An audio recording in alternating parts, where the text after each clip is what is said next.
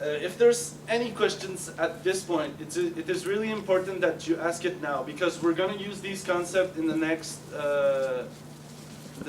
minutes. So yeah. So when you say defend student interests, I'm assuming you mean that both on the campus directly, but then also like with the Quebec government itself? Yep, that's why we have national associations.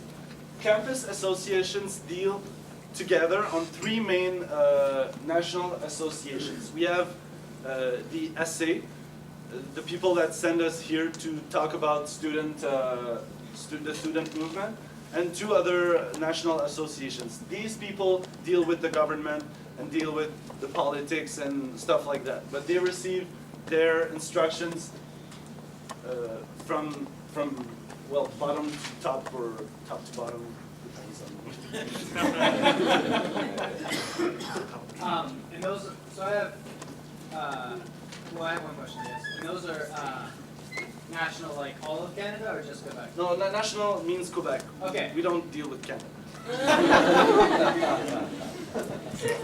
Okay, so no more questions about well.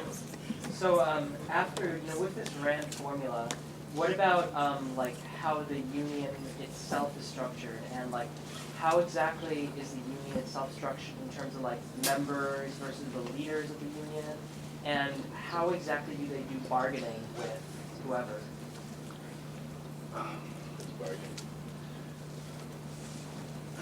I'm not sure about what explanation I can give about that. There's no bargaining in the structure. The people choose democratically their leaders, and the organizers, the people at the head of the organization, know what money will come from the members. They know it. They can predict it easily, and that's how it works. I'm not sure. But like but like in terms of organizing with the actual like school administration or whoever else, like how exactly does that take place? Like in this country, a lot of unions, they form like a negotiating committee, and then they go into negotiations with businesses or whoever. Same thing in Canada? Or? Yeah, pretty much. It works pretty much the same, except that these cotizations, these fees, do not go through university. They go directly from the individuals to the programs, to the faculties, to the campus associations, and to the national associations. So we're going to do the history of the movement, and we're going to continue with the strike. Sorry. This means that we're feeling you. Yeah. Yeah, I never really thought of this. Sorry. Just wondering Quebec, we do that more. Yeah, we do that a lot. So I wanted to begin with before we came in, we went on the internet and searched a bit about the SDS. We know a bit about the historical SDS, but we were searching more about SDS in Rochester, and we found out something that was kind of very interesting and impressive for us. That was a quote by Malcolm X that's very dead at the moment. Sorry about that, but it's "the future belongs to those who prepare for it today." I think that's a very important one. I wanted to say it before starting. So basically, we were asked to answer the question that was how to organize an effective strike. That's a good question. Serious. That's a very good question. That's a how to. But before that's technical at that point. That's an interesting question. But you have also to ask yourself, what is the objective of that strike? What would be the use of it? What would be the sense of it? And why to do it? That's basically what I wanted to say on that point. Right now I'm going to speak about the student movement history in Quebec. Basically, before the 60s, there were student clubs like frats, sororities, and specific actions groups. It was about it. They had like buildings, some bars. We're enjoying themselves.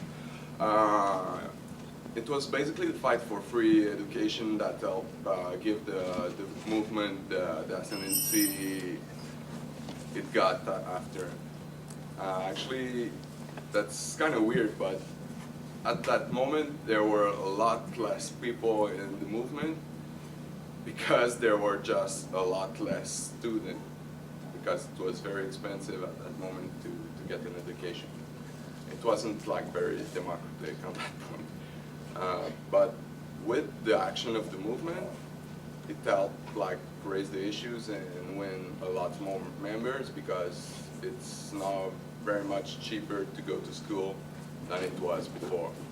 So that's an interesting point. So the first national movement was created in '63.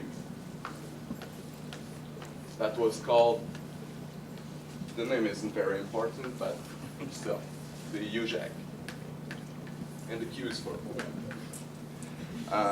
That's very important, because when we speak about national associations and national movement, in the student movement, it's the tradition. It's not Canadian. There's a Canadian student movement. At the moment, the big F is the FCE, but we don't deal with them very much, seriously. That's the point. The first national demonstration was in April '64. It brought up about 3,000 people in Quebec City. That is like the legislature. And you could say that it ends an era between 60 and 64, basically. Between 65 and 67, we had what could be said a period between collaboration and confrontation, because two different political lines were present, were there, and were like struggling, basically.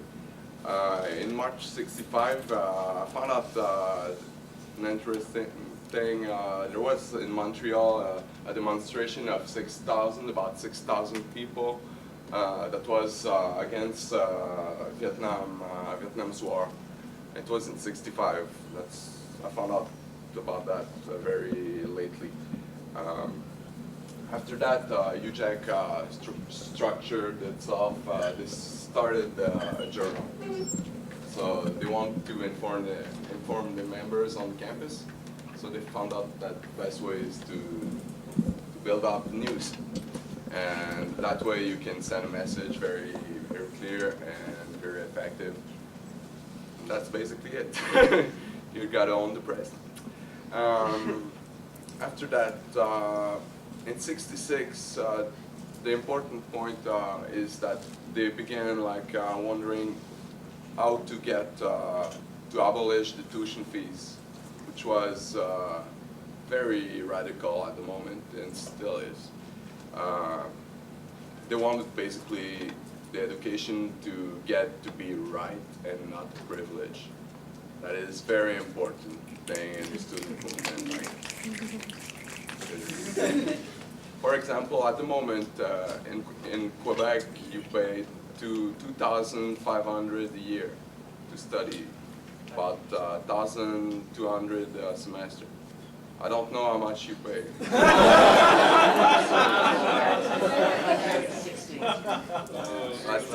It's only 8 hours drive to. I mean, it's not that far. It's not Europe or anything.